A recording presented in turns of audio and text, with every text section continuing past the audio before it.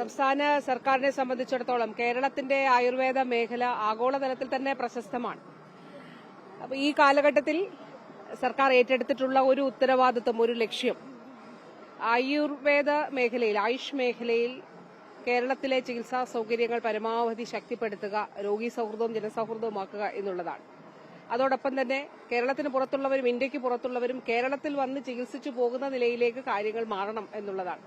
അതിന്റെ ഭാഗമായിട്ടാണ് സംസ്ഥാനത്ത് ആദ്യമായി, രാജ്യത്ത് തന്നെ ആദ്യമായി ഒരു ആയുഷ് ആരോഗ്യ കേന്ദ്രം പോലും NABH അക്രഡിറ്റഡ് ആയിട്ടുള്ളത് ഉണ്ടായിരുന്നില്ല ഇതുവരെ.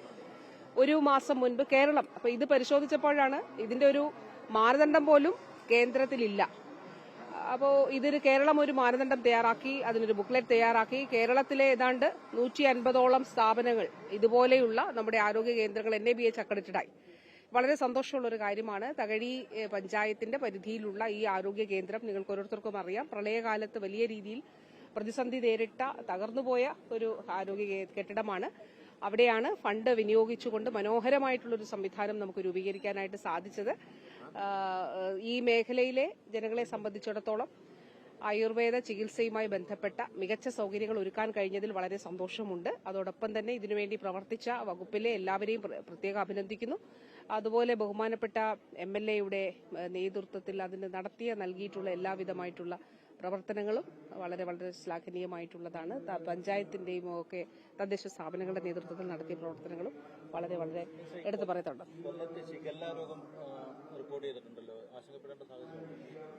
അങ്ങനെ ഒരു പ്രത്യേകമായി ആശങ്കപ്പെടേണ്ട ഒരു സാഹചര്യം ഇല്ല. ആരോഗ്യവകുപ്പ് എന്താണെന്നുള്ളത് അത് പരിശോധിക്കട്ടെ.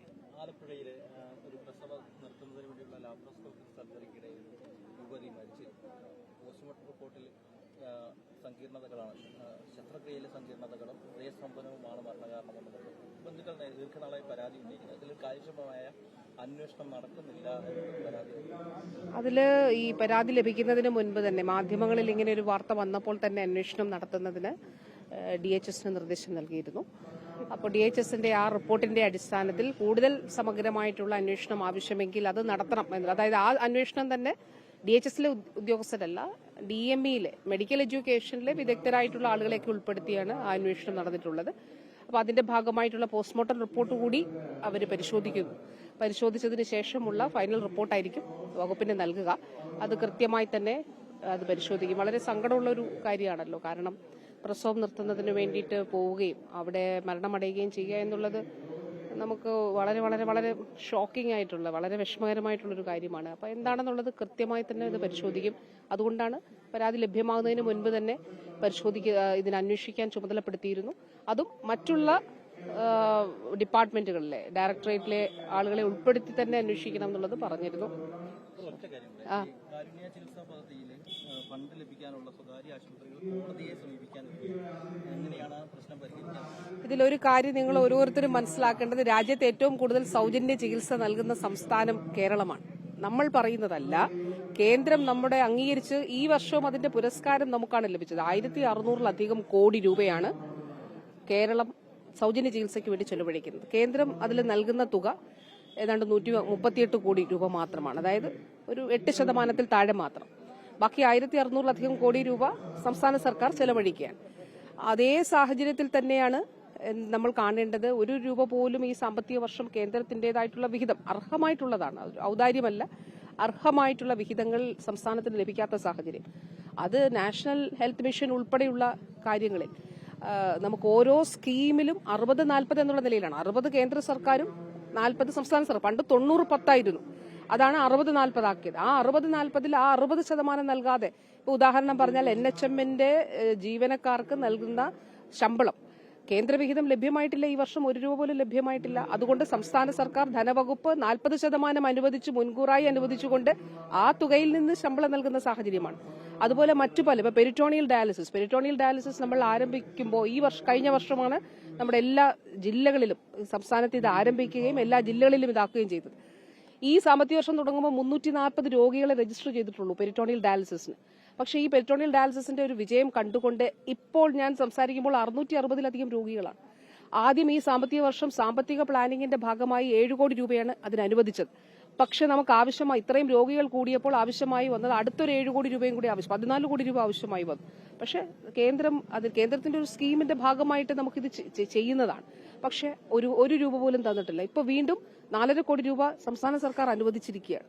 അപ്പൊ അങ്ങനെ ഈ സാമ്പത്തികമായി സംസ്ഥാനത്തെ ഞെരുക്കുന്നതിന് വേണ്ടിയിട്ടുള്ള, ശ്വാസം മുട്ടിക്കുന്നതിന് വേണ്ടിയിട്ടുള്ള ശ്രമങ്ങൾ നടത്തുമ്പോഴും ജനങ്ങൾക്ക് ചികിത്സ നിഷേധിക്കപ്പെടരുത് എന്നുള്ള നിലയിലാണ് പോകുന്നത്.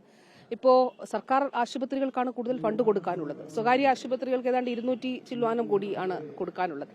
അപ്പൊ ഇത് സംസ്ഥാന സർക്കാരിനെ സംബന്ധിച്ചിടത്തോളം കയ്യിൽ പണമുണ്ടായിട്ട് കൊടുക്കാതിരിക്കുകയല്ല, നമുക്ക് അർഹമായിട്ടുള്ള കേന്ദ്രവിഹിതങ്ങൾ ലഭ്യമാകാത്ത സാഹചര്യത്തിൽ നാം നേരിടുന്ന ഒരു സാമ്പത്തിക പ്രതിസന്ധിയിൽ സംവിധാനങ്ങളെ മുന്നോട്ട്, ഇപ്പം ഈ പെരിറ്റോണിയൽ ഡയാലിസിസ് ഉൾപ്പെടെ സംസ്ഥാനം അധികമായി ഫണ്ട് കണ്ടെത്തിക്കൊണ്ടാണ് മുന്നോട്ട് കൊണ്ടുപോകുന്നത്.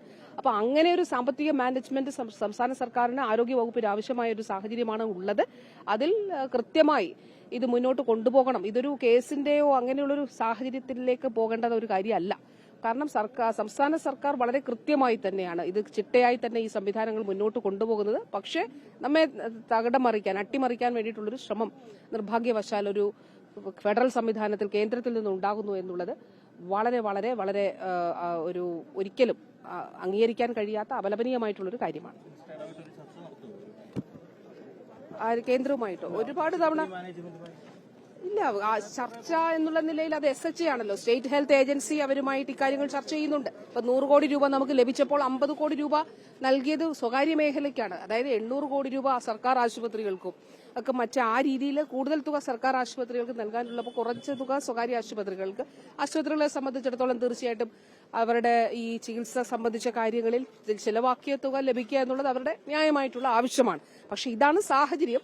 അപ്പൊ സ്റ്റേറ്റ് ഹെൽത്ത് ഏജൻസി ഈ കാര്യങ്ങൾ നമുക്ക് ലഭിക്കുന്ന തുക തീർച്ചയായിട്ടും നൽകുന്നുണ്ട്.